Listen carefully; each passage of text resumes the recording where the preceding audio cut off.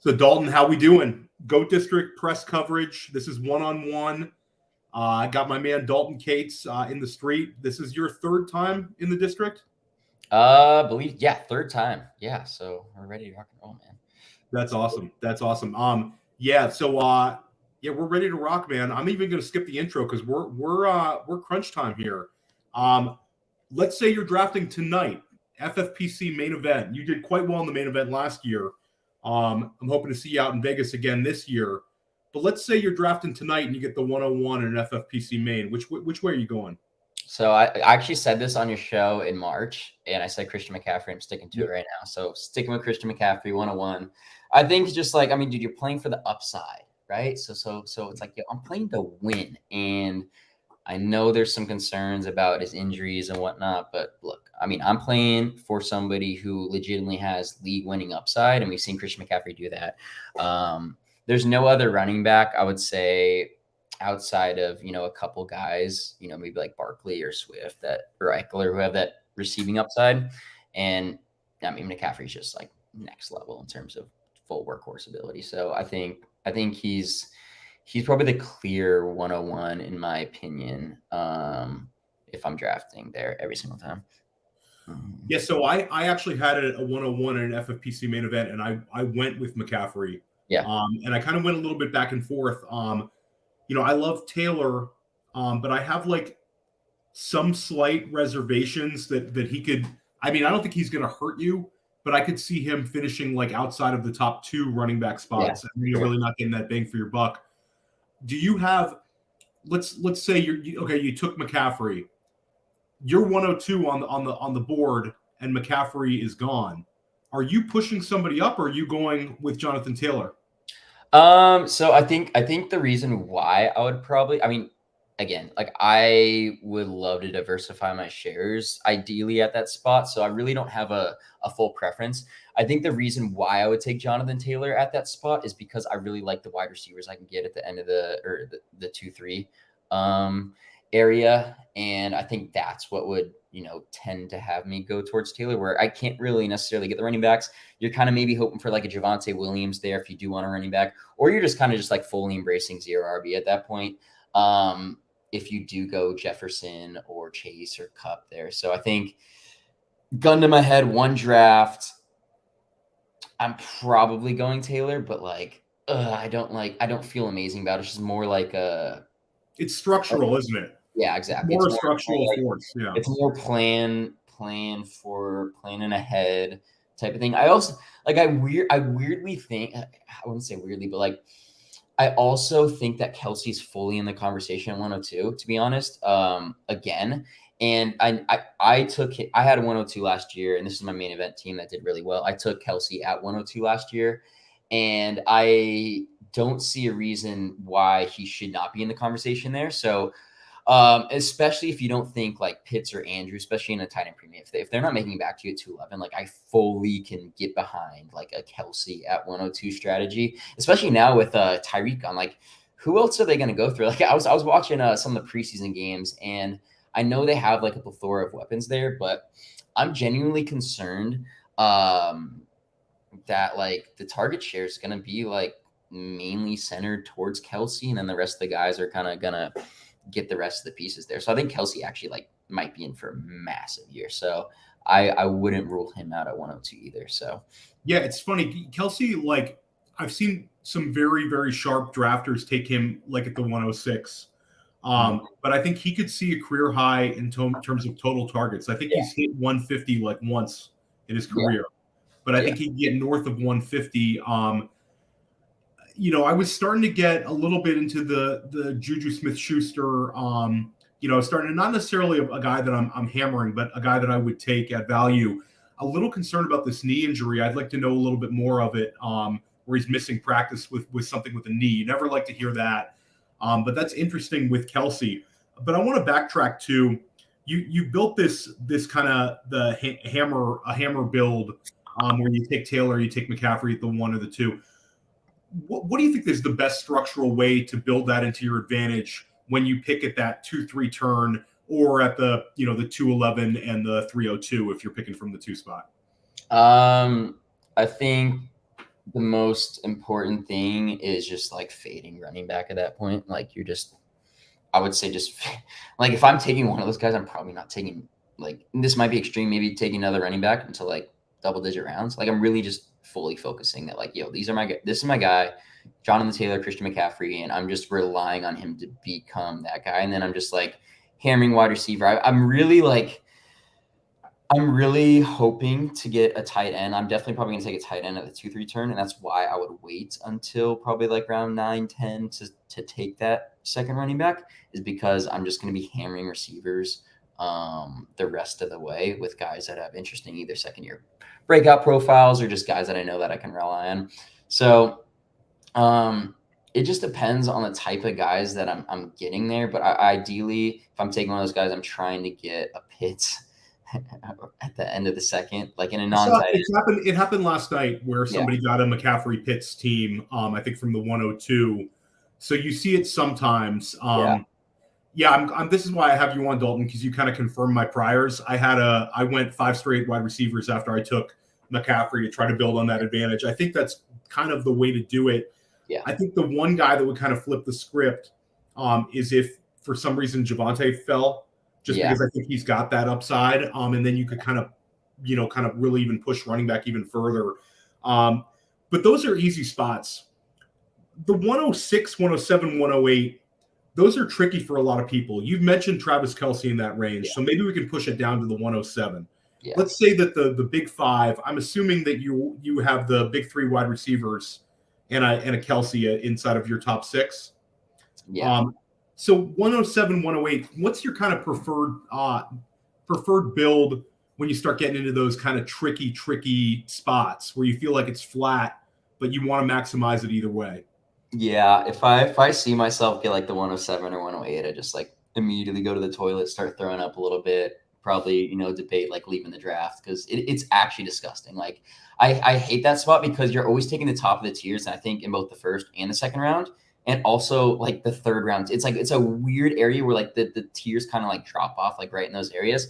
And like even the fourth round too, it's crazy. Like it's crazy how like throughout the first, second, third, and fourth round, like there's legitimate chance in like that in each round, you're just like the person that you wanted at the end of the tier gets taken like a pick or 2 before you. So it's just like an absolutely disgusting place to draft. But the way I am probably going to focus on it is if I'm at the 107 or 108, I think there's 2 strategies. One is I'm probably going to take like Stephon Diggs. I think it's just the safe option. Just take a wide receiver, and then just like hope for like, I mean, at this point, Saquon's not falling back to you, but I mean, maybe you get lucky and maybe there's, I mean, I don't even think a Swift's making it back to you, but like, again, then the conversation is, am I taking Javonte then in the second round if he gets there? I'm definitely like prioritizing a tight end with one of those 2 picks. I legitimately think like this might be a little bit extreme, but I do think in FFPC, you can start to consider Andrews and Pitts at those spots. If you are worried about them not falling back to you, because there's legitimate scenario where you're sitting at the 107, right? And you are like, okay, let me take Diggs with the idea of getting like Andrews. Yo, let's go. I love and Wheeler's calling you a young Jimmy G. So that's a nice little compliment from Wheeler. Great ranker in Wheeler. You brought up the tight ends. Yeah, I think that's kind of Dan Williamson and I are splitting the football guys right now. We drew the 108. We actually pushed Barkley up, and then we had the Pitts is starting to leapfrog Andrews. Yeah, and I will get to Pitts shortly, but I think people are kind of seeing the upside of a Kyle Pitts for sure. We passed on Mandrews to go with DeAndre Swift to get those 2 running back starts. Yeah. So, but again, it's like it kind of depended on who guys are passing on. That's what I don't like about those spots. I'm happy we got a Swift Barkley start, but again, like I said to Dan, like we'd be happy getting that, but there was no guarantee Swift was coming back, and I like kind of controlling my own destiny, and I think you have a little more control when you're in the top 5. It's extremely stressful because I feel like from like 107 almost to like mid-second is just like one big tier. So in an ideal scenario, I'm probably you mentioned Saquon, and I think you can, especially now, like it's much more viable to take him in the first because you're not getting him in the second now. So I am actually like okay with Saquon there. Like if I were to take a running back, it would be him. I would say like him or Diggs would probably be the pick. But my main thing is I'm trying to focus on that tight end in that second round, and like it's just super stressful because there's a legitimate chance that Andrews and Pitts don't get to you there. And like if you're in that scenario, what dude does Waller now become a second rounder, or is he even going to make it to your third pick? I don't know. It's one of those things where I think it just takes so much nuance. I think there's a lot of luck that comes into play when it comes to like picking in those spots too, because you need like almost like one of those guys in your tier to kind of like fall down a little bit. But I think Waller will be there in the third. Let's get ahead of ourselves. Like, yeah, Waller, I feel like Waller lost a little bit because he missed some training camp. It kind of made his price slightly more affordable. And again, you know how weird these last few weeks are. Like the ADPs, bounce around hard for those drafts that happen very close to kickoff. So Waller's kind of an interesting one. We'll get to your tight end targets a little later. How about if you get the 12 spot? Do you think that there's a maximizing your advantage with balance? Or do you maximize your advantage just by taking the two most dangerous players you can at the tail end of the first round? I think if I'm back there, my ideal start is like Barkley and a tight end, like Barkley Pitts, Barkley Andrews. I mean, I'm literally walking in the draft, like Barkley, Andrews, whatever, because Diggs is probably not going to fall to you. Diggs, Devontae maybe is there. I think in a worst, I mean, if Eckler's there, he becomes interesting. I think you consider Swift there, but I'm not like super excited about it. I also think like. I just weirdly like don't like a lot of those picks at the turn, and I think to potentially this is extreme. This is also extreme, and I have no idea whether I'm actually going to implement this or not. But a strategy that's also playing in the back of my mind is double tight end, hammering two tight ends at the spot. Like it's extremely crazy. It kind of puts you behind the eight ball in terms of a lot of positions, but I think especially when it comes to Pitts is you can expect it. Like if we just take away the tight end eligibility of Pitts and we just look at him as a wide receiver, like he's probably like going like late seconds, and now with the tight end premium, he becomes interesting. So it's like, okay, cool, you can flex him, and it creates such a unique build in which like I don't think anybody's really gonna draft either like a pairing of Kelsey or Andrews or Kelsey or Pitts or Andrews Pitts. So I think it really diversifies yourself a lot in those ways, gives you a ton of upside if both those guys do stay healthy, and it just gives you positional advantage over the rest of the league. I would say like in a dire scenario where like Barkley's gone, Swift's gone, Diggs, Devontae are gone, like I think that's where like it becomes into play. I don't think you have to do it, but I think yeah, I'm just rambling a bit about like different things that are going on in my mind when I'm at that spot. But I think ideally, I'm just like locking in Barkley tight end at the end. Like that's just ideal. Barkley tight end, bang. I think a bully tight end might work. It's just about so like the truly elite tight end in like a regular PPR league. Take away the tight end premium is usually some finishing like between wide receiver 6 and wide receiver 12. Yeah. But I think that there's a chance this year. I think it's really setting up where there might be the top 3 really smash because we feel great about Mandrews, we feel great about Pitts, and we feel very good about Kelsey. So I think that strategy could work as long as there's like a clear gap between like tight end 3 and tight end 4. And I think you could have that. Want to get to some teammate positional ADP battles. Yeah. Last year we saw leagues won where players were completely mispriced compared to teammates.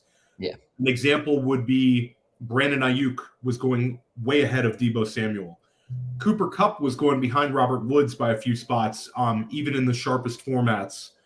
You saw Jamar Chase going behind T. Higgins. Obviously, T. Higgins we love. I know that's one of your guys.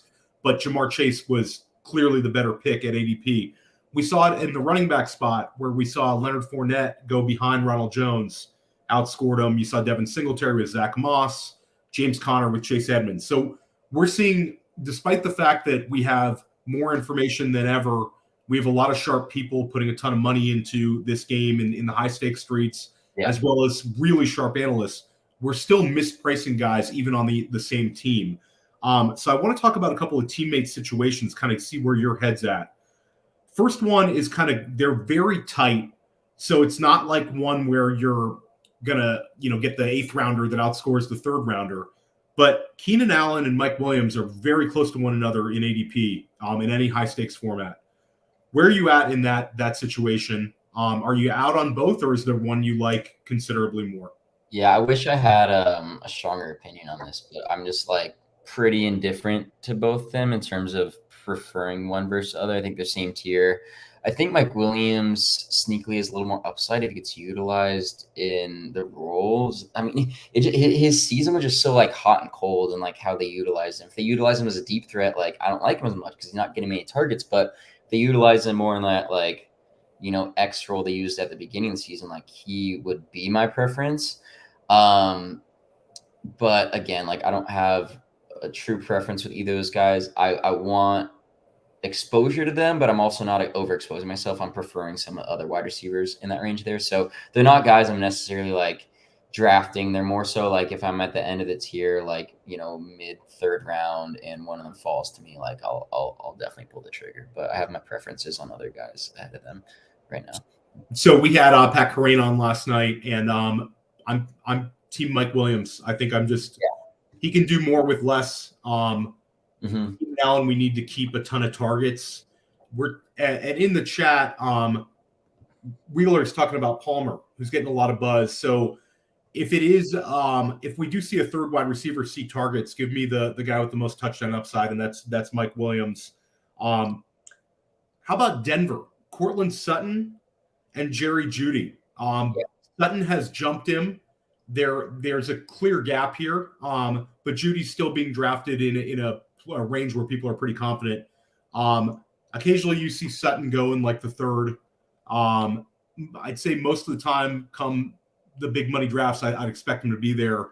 And Jerry Jeudy, I think, will be a locked-in 5th rounder. Is this a situation where you want the more expensive player, or are you going to sit around and wait for Jeudy? I just think Cortland Sutton's a better player. Everything out of camp has been trending towards Sutton. He's the 2nd year of his ACL. I mean, it's so easy to forget how good Cortland Sutton was in his 2nd year, and there were so many high expectations for him. Tears his ACL, and then last year wasn't that good. But like we also have to take into account like players 1st year back from ACL, like kind of just want to like throw it away in that sense. I mean, he profiles. Like I do my research every year in terms of like rookie profiles and how guys do at the end of the rookie year and how they profile for their rest of their career. I mean, he's up there like all the elite wide receivers, and he's been one of the few players that hasn't hit that mark yet in terms of being a wide receiver 1. I think this is the year for him. Jeudy is like, he's such a wild card because I think there's so much like unknown when it comes to him. He looked like he was on his way to break out in like the first half of eight targets in the first half or something. Crazy, right? And then he looks like somebody that commands targets, which is what you want. He was a highly regarded prospect coming out. And dealing with the high ankle sprain, you almost have to like put it in the same boat as like we know guys who get high ankle sprains. Like it almost like diminishes like their entire year. So like you almost want to like throw that away. But I think overall in a vacuum, I think Cortland Sutton's better. And I could see both them smashing. I think Russell Wilson and Cortland Sutton's skill sets probably match up a little better for each other. So yeah, I'm still even though like Sutton goes like a full round ahead of Jeudy, like I still like him as a better value right now. But he's the alpha. I mean, he profiles as an alpha. If one of them is going to absolutely smash, I think it's Sutton. But it sounds like you're kind of like I am, where you prefer Sutton, but I think the fact that it's such a tight end by committee now, and we don't really have a guy we love, it makes, and the fact that Tim Patrick's gone, it kind of makes it where you can kind of picture a scenario where they're both getting a nice size target share. We've seen Russell Wilson support 2 wide receivers over the years, multiple years. I think this could be a year like that where, and I think in an ideal scenario, you've got Sutton as like wide receiver 10 and Jerry Jeudy's like wide receiver 16, and you feel like you cashed on both of them. Sure. How about Jalen Waddle, who had 102 receptions last year, set the rookie record, top 10 pick. We love him in Dynasty. And he's going now in a range where he's like in the early 4th. Tyreek Hill goes somewhere between late 2nd and usually is gone by the 2-3 turn. I've seen him fall to like the 305, 306 might be his low in a main. So he's going about around ahead of Waddle, sometimes maybe 15 spots. Is there a player you like at ADP? I like them both from a talent perspective. So I'm probably going to be like average on the field in terms of exposure to both of them. Just because I believe in, I think they're both like really good players. So I think the questions in regard to Tua and everything, like at some point that doesn't matter. Like good players are just going to be like good players.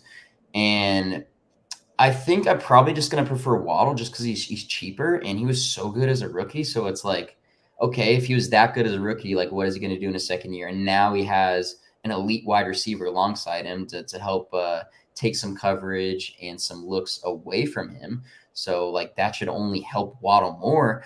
And I'm also curious to see like what happens if they use Waddle like more downfield. Like that's part of his skill set, but they just utilized him as like faster Deontay Johnson last year, which I think was a little frustrating, but also like it helped his production a ton too. So I think there's this slight unknown when it comes to Waddle, of like this unlocked potential when it comes to him. That does make him extremely intriguing heading into the second round. And I think people are downgrading Waddle too much just based on the fact that they got Tyreek Hill, when history actually shows having another good elite wide receiver alongside you actually helps you. So I like Waddle. Like I don't think he should be a 4th round pick. So yeah, I mean I really like Waddle this year. Mm-hmm. Yeah, I've taken Tyreek here and there. Yeah. But I've drafted a ton of Waddle. I'm kind of like where you're at. And I think what's interesting is when McDaniel talked about, Tyreek Hill and how good he is, he mentions about how much pressure he puts on the defense. And I think that that's kind of the appeal of Tyreek Hill is he's able to just defeat a defense over the top and in so many ways that he draws so much attention from a defense. And I think that it might be a situation where maybe Tyreek is going to have his smash weeks, but it really elevates maybe a Jalen Waddle and maybe a Chase Edmonds because of the pressure that Tyreek's really putting on the defense. So I'm intrigued. I think if you're a high volume player, you don't want to fade Tyreek Hill, but I think diving into Waddle as a cheaper option, I'm kind of with you on that. 2 fun running back battles. Aaron Jones, who's going in the 2nd round, and A.J. Dillon, who's starting to live in the mid to late 5th, occasionally get him in the 6th. We've had Aaron Rodgers mention that them both as guys who can catch 50 passes, was very clear about how they're both going to be involved in the passing game. And then we've had the same thing with LaFleur talking about how he views him as a 1A, 1B. Do you have a preference at ADP? Yeah, I don't think I'm drafting either of them. I love Dillon, but he's now at a price point in which I'm just like drafting like my last wide receiver. So I do like Dillon at price point over Aaron Jones. I do think Aaron Jones like has a chance to have like a Kamara-like season, but I tend to fade some of the older running backs there. Also, like Dillon is just like a really good running back. I mean, he's actually been utilized in the passing game more than we thought. Like, I don't think it's completely out of the question in which AJ Dillon is actually like getting more touches than Aaron Jones this year, especially at the goal line too. Like we could see AJ Dillon kind of take those goal line touches away, where Aaron Jones is kind of being utilized more as a receiver, which helps both of them out. But to be honest, like I don't like the price points of either of them, and I could be talked into both of them at their budget. There's other players I like where they're going, so I'm kind of fading. I like AJ Dillon a lot. I just like you. It always seems like it's a wide receiver run, and it's something you should dive into in that 5th round range. So that's where the drawback happens. If I started out, with a tight end and straight up wide receivers, and I was trying to catch up, in a kind of an upside down build, I could see myself taking Dillon. Yeah, I think what's interesting is I think you have a great point on, like, we want him to be in that Kamara role. We hear whispers at camp like they think he's going to take a step forward in the passing game. But like you said, the guy's 27, going to be 28 years old. He's never had more than 68 targets. And I think last year we saw Dillon was very efficient as a receiver. And Jones had like I might be wrong on that, but 6 touchdown catches, somewhere in that range. So it's like Jones was propped up by his touchdown catches, not his overall catches. So I don't know. I'll take the cheaper, younger back in that situation. Yeah, it's hard for me to see myself taking Aaron Jones in the 2nd round over some of the players we've mentioned. How about the real fun one to talk about? Zeke Elliott, now dead zone Zeke Elliott, where he should be, and Tony Pollard, who's crept into like the back end of the dead zone. Sometimes you get him in the 7th round. It's interesting. They're close, and I think that you can kind of have a conversation. I'm Team Pollard. I'm interested to see what you have to say. Yeah, I'm always Team Pollard, but like fantasy has not been like as fun recently because you used to get these guys like AJ Dillon and Tony Pollard in like the 8th, 9th, 10th round. So it's like you're not debate. You used to like be done drafting your wide receivers, and then you could easily pivot there. And now it's like, okay, now am I taking Pollard over like Kadarius Toney or like somebody else, maybe like a Brandon Ayuk or somebody like at least somewhat in that range. And I think that's where it gets tough, where I just don't know if I'm drafting a ton of Pollard, but I do. The thing is, like, gosh, I don't think Zeke is good, but I think there's a lot of context there where he did have an injury, played through it.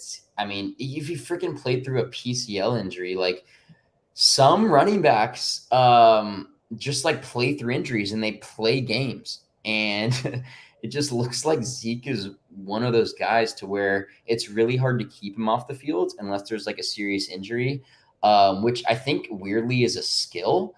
So he's durable. Never misses games.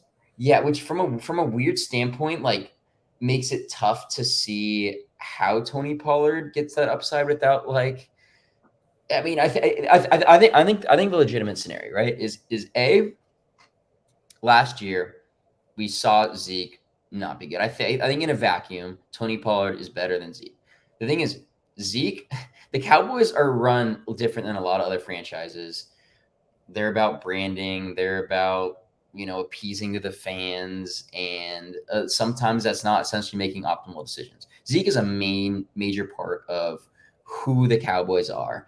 And unfortunately, as long as Zeke is there, like Pollard is only going to get certain amount of run. Like it's really hard for me to see a scenario in which they're just benching Zeke for Pollard.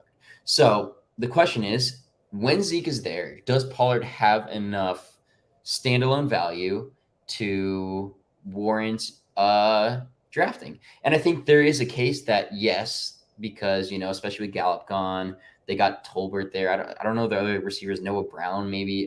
Dalton Schultz is probably actually their 2nd receiver. So like you can make a case that okay, like maybe Pollard's like getting some of the receiving work. They're utilizing him while Zeke's on the field, throwing him in the slot a little bit, finding unique ways to get him, which I think like is a fun case for that. But I'm not drafting a guy like that in the 7th round. Now, look, if anything happens to Zeke, like Pollard is probably like a top 5 running back in fantasy. So there's obviously if Zeke goes down tomorrow. Yeah, you're taking Tony Pollard like 6th overall.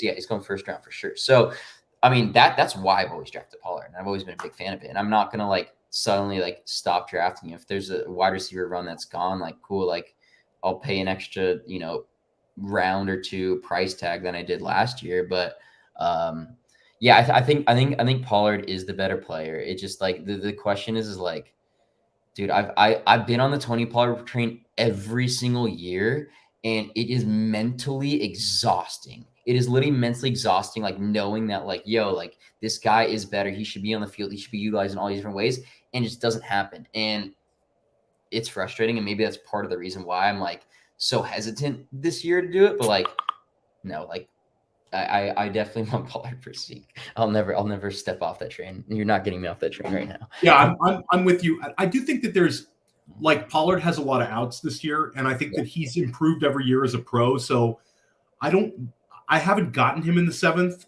but I wouldn't mind him there. Occasionally you see him go at the end of the 6th. Like I think a lot of these hero builds kind of lend themselves to a Pollard, and then you could follow up with one of these guys who's going to get guaranteed volume. I think that it's very hard for me to see the Cowboys offense being as good as they have been unless Pollard is utilized, because they just don't, like you said, they don't have the weapons. So that's a very interesting one. But we're 30 minutes in, and I have you on here to get your guys for the season. Your guy, you know, it's kind of like a very on-brand player for you at this point, but you have a deep love of Kyle Pitts. Yeah, you've talked him up as a dynasty asset. You've talked him up as a redraft asset. How are you viewing him this year? Where are you selecting him? Well, we kind of touched on that, but maybe you could kind of go ahead and remind everybody where you would take him in the FFPC in a main event, where you'd feel comfortable just firing him off the board. How hot takey are we trying to get right now? Dalton, I'm trying to keep it real with you. So as real as you want to get, man. I mentioned it like, once this top 6 players are gone, once the top 3 wide receivers, once Kelsey's gone, once JT, once McCaffrey's gone, he's in that conversation, man. He's in that conversation as 7th overall, especially in FFPC. And like, it's so freaking crazy to see where he goes based on that. Now, do I have to take him there? No, I don't have to take him there, but he's probably like the most mispriced fantasy asset that I can remember since I've started playing seriously over the past like few years. And I don't know if we're going to get one again. I don't understand why it's happening. He's being priced as a wide receiver when he's a tight end. I don't get it, man. I think this year he's a chance to be the most valuable fantasy asset. I don't think it's a stretch to say that. Tight ends, if you have an elite tight end, it's such a massive advantage. And like, he has a chance to he has a legitimate chance to like break the receiving record for yards in a season by a tight end. Like, he's that good. And I think people are downgrading the situation too much, but the fact that they got Drake London is actually a good thing. So, dude, he's just a no-brainer pick in I mean, where's he going right now? Mid second round. Yeah, I think you'll see you occasionally see him go at, like you said, at the 1-2 turn in FFPC, but you'll see him fall down to like the 212, 211-ish. So I don't think you'll see hit too many 211, 212s after last night. It's like literally one play in the preseason, and it's like people are now starting to lose their minds over it. But I'm with you. I think that he's like a transcendent talent. Yeah. I've been sending Mark Andrews plus offers in some dynasty leagues for him, and nobody's biting. Like, I think that people kind of get what he is. And I agree with you. I think having another, potentially, I think London's going to be a very good pro. And I think having somebody to kind of take the pressure off of him is going to help a lot because, last year we had super high expectations for him.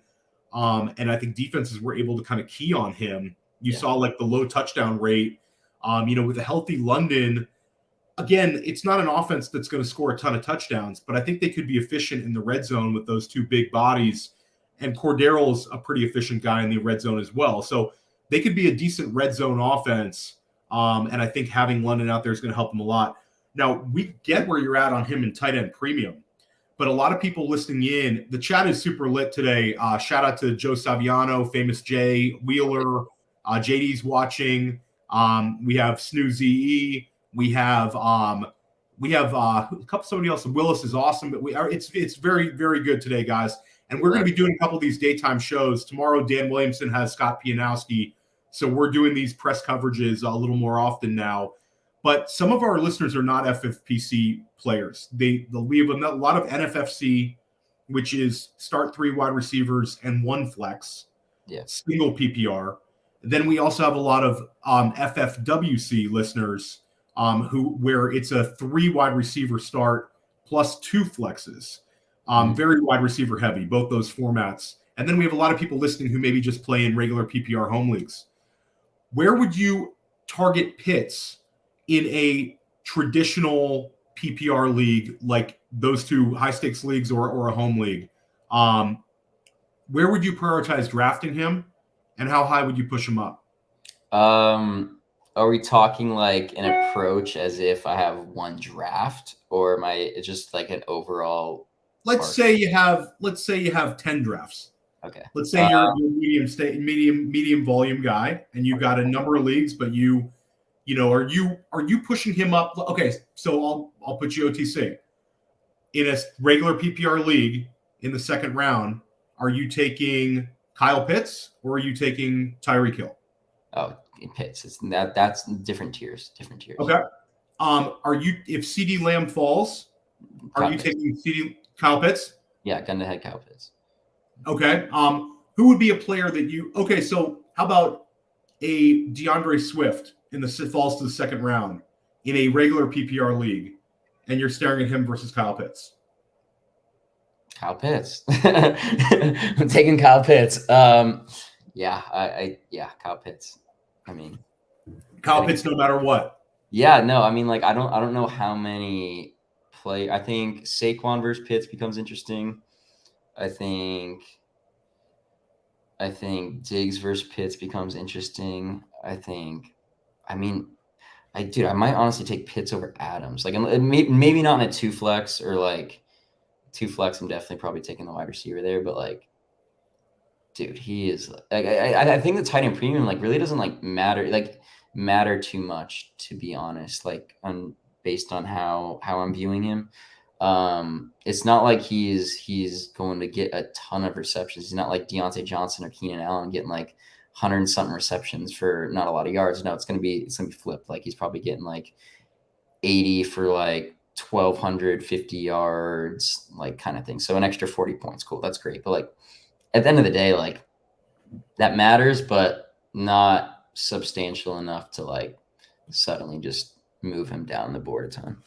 So do everything you can to get as many Bitcoin shares as you can, guys. Even with this price, it's still not going to be high enough. Like, that's the thing.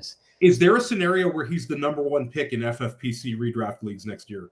Can he jump Jamar Chase, Justin Jefferson, a Jonathan Taylor, a CMC if he has a 25-point a game season?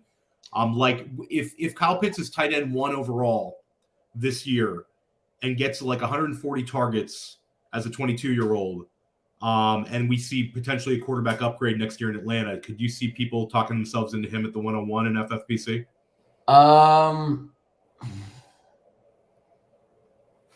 Yes and no. You kind of stumped me on this, and I think it's really interesting. I think where the conversation where Kyle Pitts comes into the question at 101 is when he for sure has a good quarterback like there. So in a scenario in which Kyle Pitts smashes, which, assuming he stays healthy, he's very likely to do,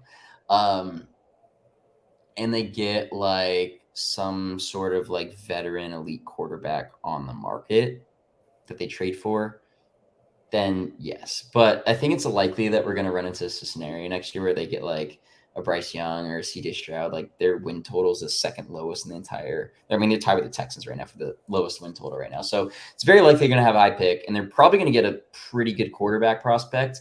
But again, like, rookie quarterbacks don't do well off the bat. So when people are drafting, I think people take into consideration situation a ton when it comes to drafting. And I think that's going to be the main thing keeping Pitts from being the 101. But at 2024, that's when Kyle Pitts will be the 101, because Bryce Young, let's say Bryce Young or CJ Stroud has a good rookie year, assuming that's what happens. Then like dude, if Pitts has a freaking good quarterback next to him, like what is holding him back from doing that? He should just be like younger Travis Kelce. And Travis Kelce went like top 3 last year. He was like 32 years old. I don't know. Like, yeah, he does have a chance for it. It's just like there has to be like very specific scenarios in which he's in that conversation. I still might take him 1-1 next year, depending on what happens. But I don't know what the rest of the people will. Where are you going? Let's say you don't get a Kyle Pitts, you don't get a Kelce, you don't get a Mandrews. You mentioned you like Darren Waller. Yeah. Where would you go? Where would be like the rest of your tight end plan?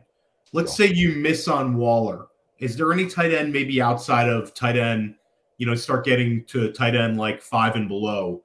Who are your favorite players to target? Theo, I literally do this every year.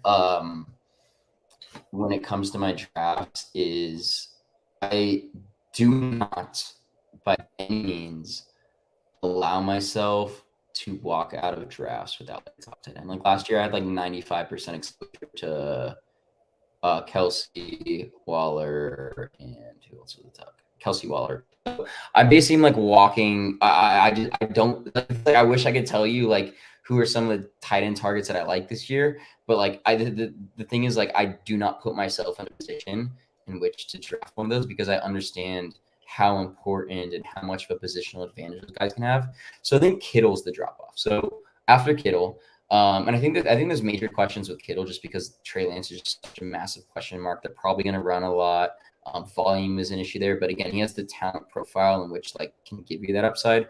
Waller is going to be likely in a pass-heavy offense with some good receivers alongside of him, which may limit his target volume, but like should be efficient because of that. I mean, I think we got 5 guys this year. I would really hone in on Kelce, Pitts. I think those are the 2 guys at value, at cost right now that I'm just hammering. And like if I have a late first in a non-tight end premium, taking Kelce. If I have anything else, I'm just taking Pitts. So I mean that's really how I approach it. I just cannot leave my draft without a top tight end because it's just such a massive advantage when it comes to drafting. So I just having that huge difference maker certainly makes a big difference for you. Wide receiver.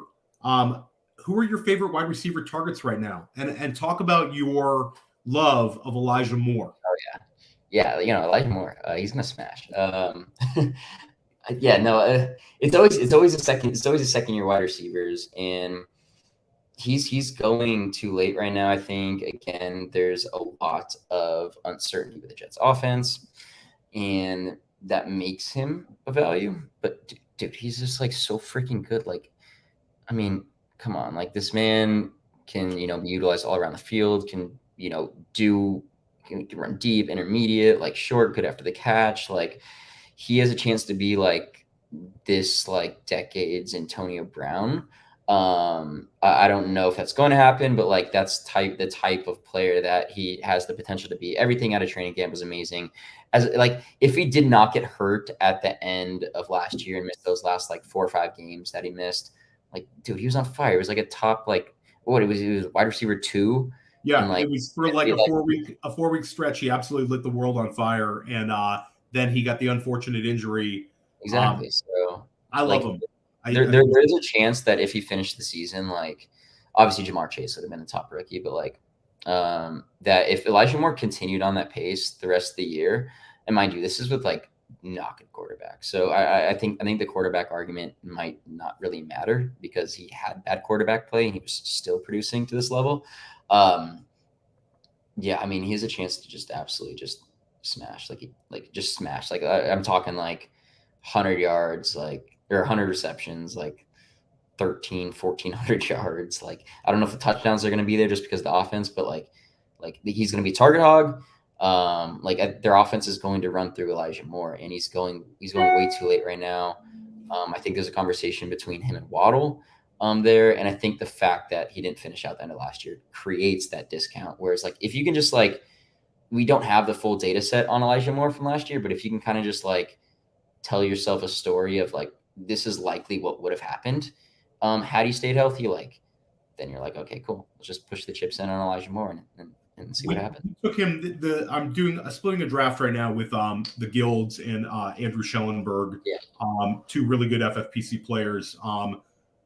We got Elijah Moore at the 5'11". I've taken Elijah Moore so often this offseason. It's crazy. But I'm with you. I think he's a stud. And I think he's got like a nice price. I think there's certain people who still don't want Jets. And I think also the Garrett Wilson draft pick, took a little bit off of him, but he's so far ahead of Wilson right now in terms of like the Jets hierarchy that that doesn't really worry me. And I think that they can both coexist. I think they can both win in different ways. So I love them. Any other wide receivers you're maybe more bullish on than the fantasy community as a whole? I mean, it's all second-year guys, so I love Bateman. I think Bateman's a stud. His rookie year is so hit or miss. It's really hard. It's really hard to get a grasp on who he is based on his rookie season. But he was an amazing prospect.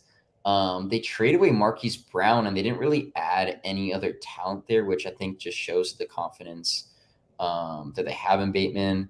The biggest issue with Bateman, I think, is volume. But again, Marquise Brown, I think he had 140 targets. 26% target share for Hollywood. Yeah. I think that Bateman could literally just step into that with potential. And I love Hollywood Brown. I think he's a very good player. Good, man. He is so good. And he reminded me coming out of Stephon Diggs. I think he has a lot of Justin Jefferson to his game too. I don't know if he's. I mean, dude, Bateman. The thing is, you just want to bet on really good players heading into the second year. That's just literally it. Rashad Bateman is a freaking good wide receiver. Draft Rashad Bateman, and I mean, it's just simple as that.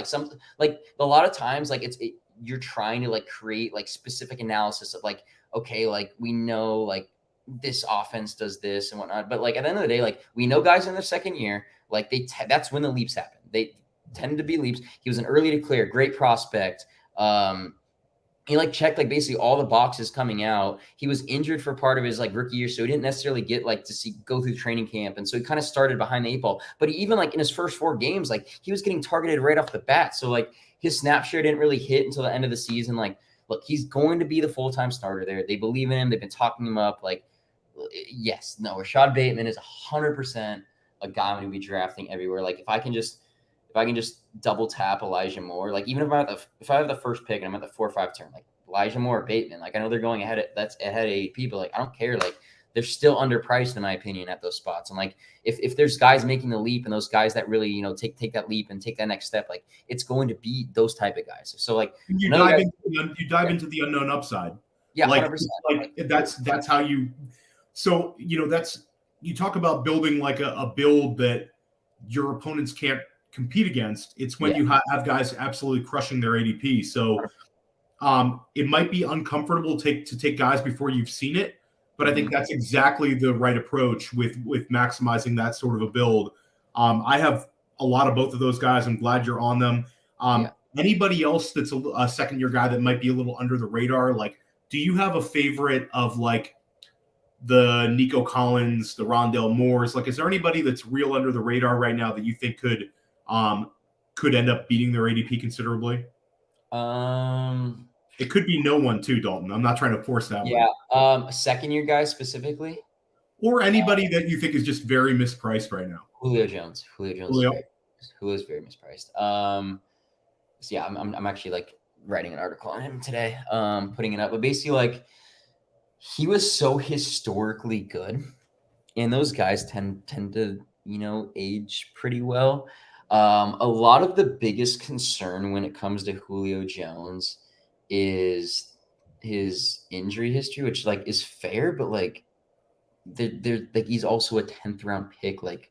Yes, of course there's risk, but what about the upside? This guy just got signed to the best situation he's ever been his entire career. Mike Evans only saw what was it, a 17% target share last year. Russell Gage, maybe he's something and he gets involved in the offense. Cool, great. But we have not seen that breakout from Russell Gage. I would bet right now Julio Jones is a better player than Russell Gage. Chris Godwin's coming off the ACL. So there's legitimate opportunity for Julio Jones. We look at 2020 when he started having those hamstring injuries.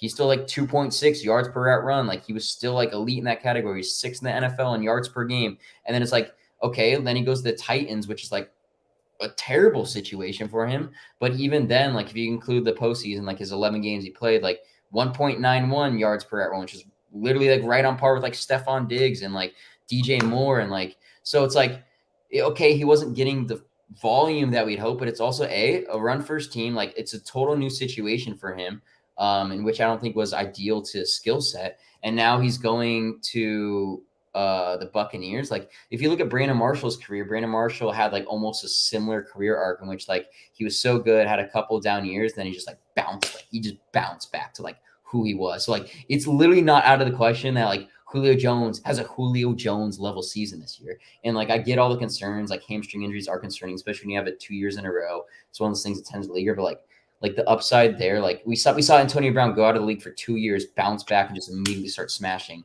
with Tom Brady there. So like I love Julio Jones. I don't understand his price right now. He's just historically great wide receiver, and I want to bet that a historically great wide receiver can bounce back. And when he's like shown that he's still been good when given volume over the past couple of years. And I think that's a great point. And I think Curtis Patrick had the same point you did about how we saw Larry Fitzgerald have some downward track and then saw QB upgrade and immediately started producing. Yeah. I think what's interesting about Julio is if you look at the end of the year stats, it might not be there, but even if Julio plays like 10 games, you're starting him potentially in the games he's playing. Because like you said, Godwin's banged up, Gage is banged up. He could be a top 2 target on the Bucs every week he plays with, obviously a quarterback who knows what he's doing in the red zone. So I think that Julio could have a bounce back. I like that. We're running pretty tight on time here. I want to quickly get your running back targets and your quarterback targets, and then I want to talk a little bit about stealing lines. Cool. Let's do it. My running back. You talked about Barkley. You love Barkley. Anybody besides Barkley and Javonte and? I'm really like, I'm probably gonna do a lot of zero RB this year just because of how little I like a lot of the running backs, especially like as it gets down the board. And weirdly enough, I think some of the running backs I'm probably gonna be drafting a lot of are gonna be like guys like Miles Sanders, Clyde Edwards-Helaire, like Antonio Gibson, guys that almost want to make you like throw up, but they're in a range in which like I'm probably done drafting wide receivers.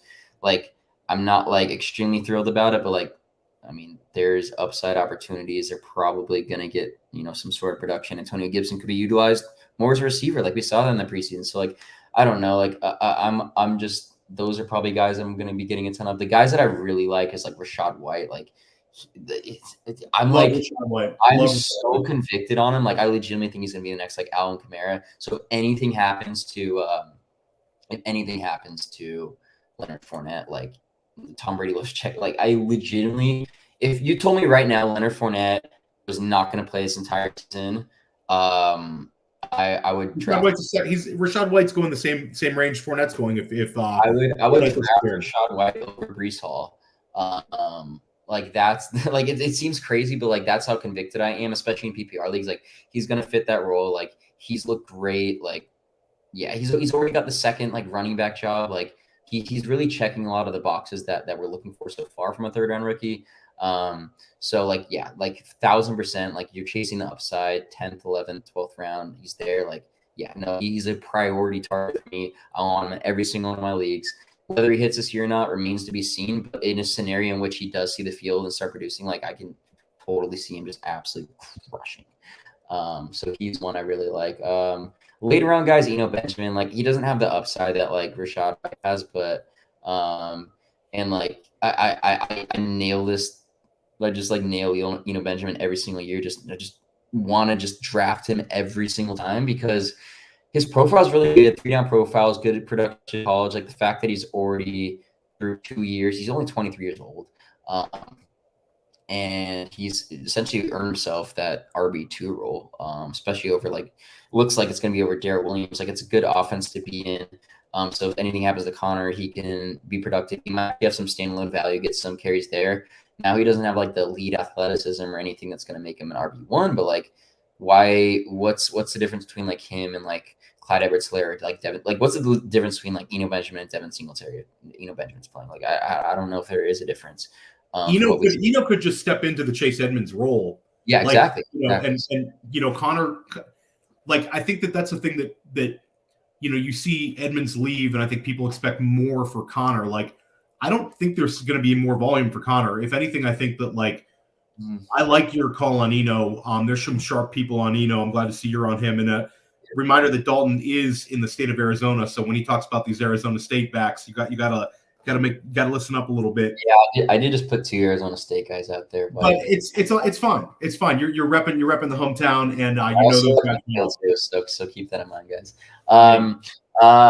You know who else I really like, and is ADP's gotten pushed up recently, is Michael Carter. I mean, this is probably a hot take. I would not be surprised that Michael Carter outscores Breece Hall in fantasy football this year. I don't know if it's going to happen, but like, we know rookie running backs, especially second round running backs. Like, if you're a first round running back, you're probably going to start day one. You're going to get the workers row. But like, we saw it with Jonathan Taylor as a rookie, like how frustrating it was. Jonathan Taylor had 3 games over 60% of snaps as a rookie. Jonathan Taylor, and he was dealing with Nyheim Hines. I think Michael Carter is a better version of Nyheim Hines.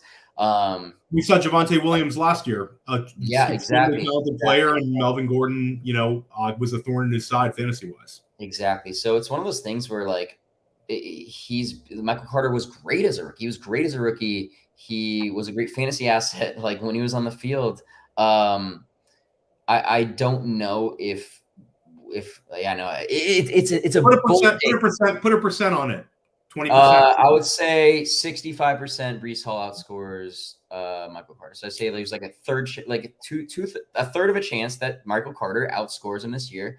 And it's not because I think Michael Carter is better than Breece Hall. Breece Hall is definitely like a workhorse running back.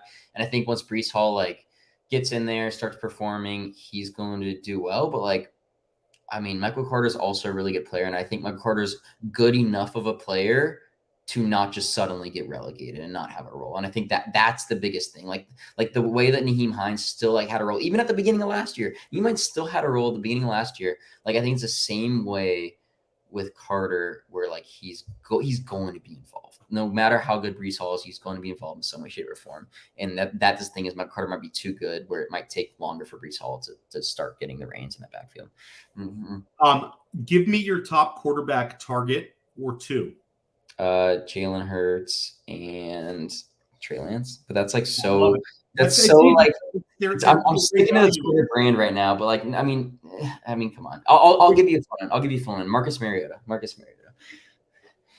Now you're going down there, but I mean, you've got to like the rushing upside. I've seen some people on that. It's just so you just feel gross. But I guess more of like a super flex type league. You could push quarterback 2 down.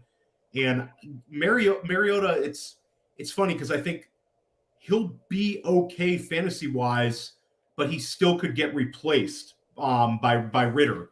That would be the only kind of trepidation of leaning on him as my QB2. I could see them going with Ritter, even if like Mariota's putting up nice stat lines. But I like that. I like that bold call. I want to get your to talk a little bit about stealing lines. Yeah, we've had Ben Gretsch on the Goat District. Super sharp guy. Stealing Bananas is fantastic podcast.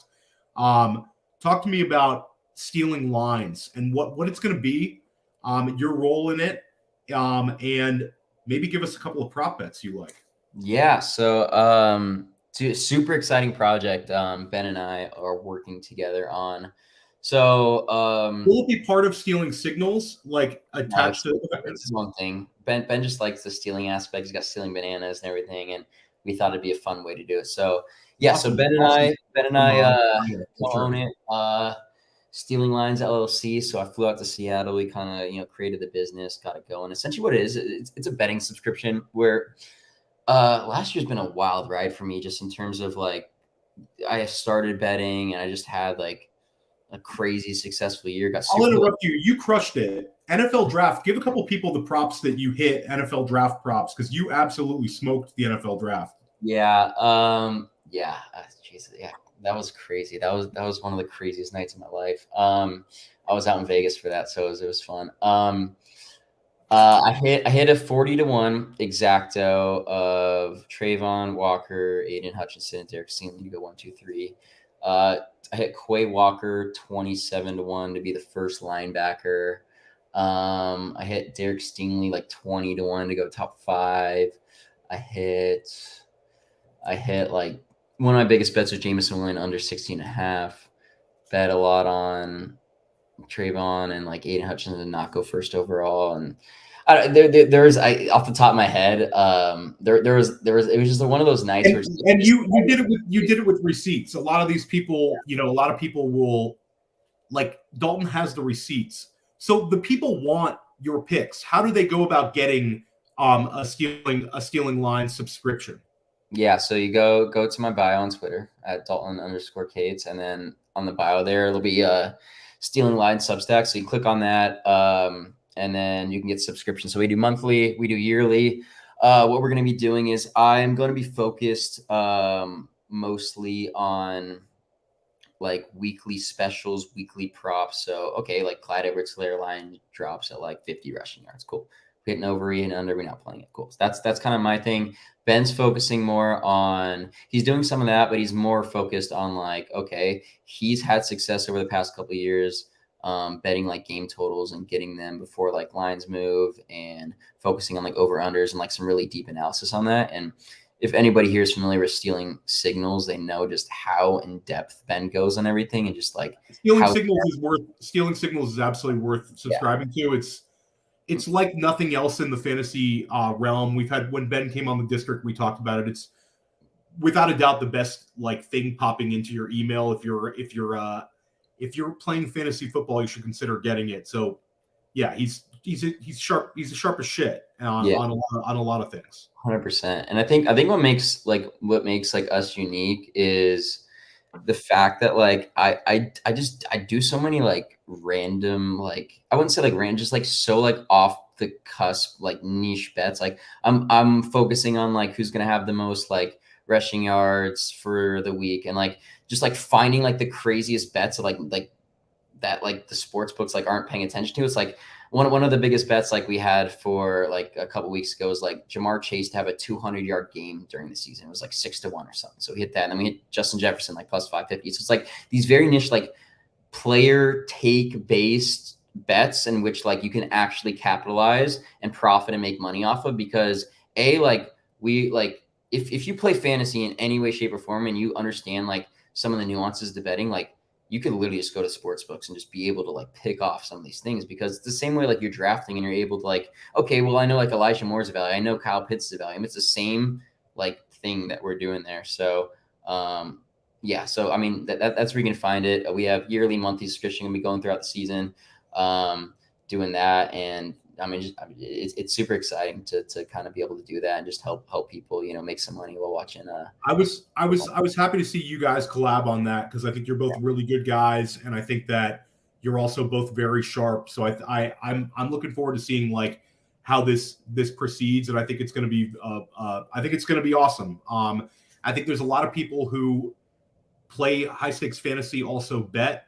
I think there's people that play regular fantasy that also bet. I think they kind of co-merge, and I think it kind of seeing where the sharp prop bets are going can also help you with your start sit decisions. So we know where to find it. Give us a free one or two that people can make some money off right now, Dalton. Yeah, so a lot of my ones that I'm doing right now are just like some of the sickest like long shots. But one thing I really like right now is I bet this yesterday was it's Elijah Moore 80-1 the league lead in receptions. I think he has a chance to be a target hog there. Get utilized in all different phases of the game. He had a 20. Is it 80-1 most books, or is it? It's on MGM. So MGM is 80-1. The rest of the books are like 50-1. We're doing that.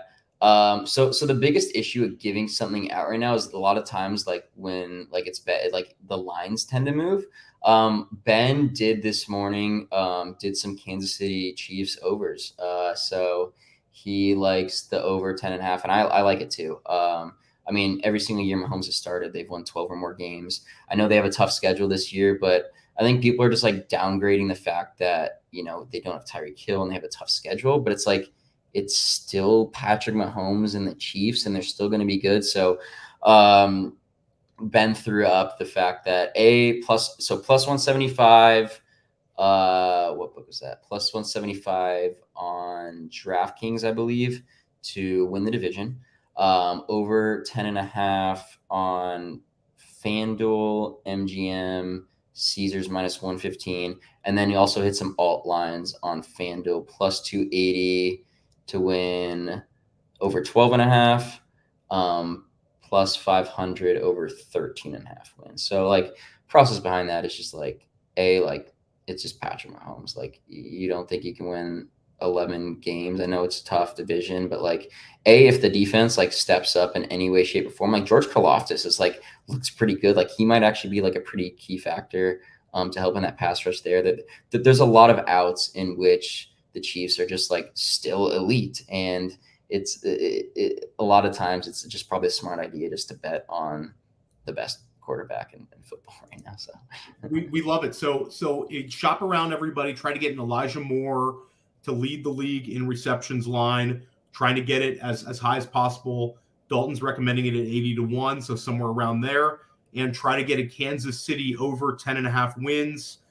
Somewhere north of plus 160. Dalton, you'd say is a good number. Yeah, I would say, yeah, plus 160. If you have DraftKings, they have a plus 175. I think most places are going to be around there. So, yeah, plus 160. I mean, it's still good. I mean, it's the Chiefs. They've won the division it's a tough division now, but yeah, I mean, still like you're getting good odds on it now. Whereas last year they were like minus like 150 to lead the division. So that's awesome. So we've reached an hour 5. This has just been awesome. Dalton, we'd love to have you back on this fall when we have some actual football. Yeah. Tell everybody where to find you. Yeah, you can find me on Twitter for the most part at Dalton_Cates. Right now, all you're going to see right now is just me talking about Kyle Pitts. So, and Elijah Moore. I'll sneak some Elijah Moore in there too. But it's a Kyle Pitts fan account. But it also sometimes has some good Elijah Moore stuff in there. Yeah, exactly. I'm still an OG AJ Brown account, just so we're clear. So that once he balls out, it's always back to the roots. But I need to let the people know how underpriced Kyle Pitts is. So I'm shoving it down everybody's throat right now. But yeah, I mean that's where you can find me. I'm doing some work at MOJO right now. I'm putting out articles every day, doing some training camp updates. I'll be releasing a Julio Jones article later today, kind of like breaking down like last couple of years, some historical comparables, and like kind of just, outlining for why he could potentially be a bounce back candidate. So hopefully that, helps change some minds or different perspectives on that. But it's where you can find me right now. Nothing too crazy. Awesome. Well, it's been awesome having you on, Dalton. I have a draft in about an hour and 5 minutes, so I'm going to get going, and I know you got some work to do as well.